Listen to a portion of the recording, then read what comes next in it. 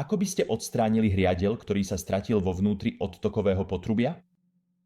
Toto je špirálový hák na odtoky a tento špirálový hák by sa dostal paralelne k hriadeľu, ktorý sa chystáte vybrať a zachytil by ho takto. A keď sa otáča, núti hriadeľ, ktorý chcete vybrať, obtočiť sa okolo vášho hriadeľa a nakoniec sa toto spojenie stane pevné a umožní vám vytiahnuť ho z potrubia.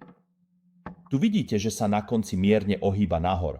A dôvodom je to, že veľmi často zákazníci, ktorí by radšej vytiahli korene z potrubia namiesto ich vyrezania, môžu toto použiť na vytiahnutie malých vláknitých koreňov namiesto ich prerezania. Dodáva sa v rôznych veľkostiach. Máme ho v 6 mm verzii, čo je štvrť palca. Ako môžete vidieť tu, štvrťpalcový hák sa pekne obtočí okolo dvojpalcového ohybu pomerne ľahko.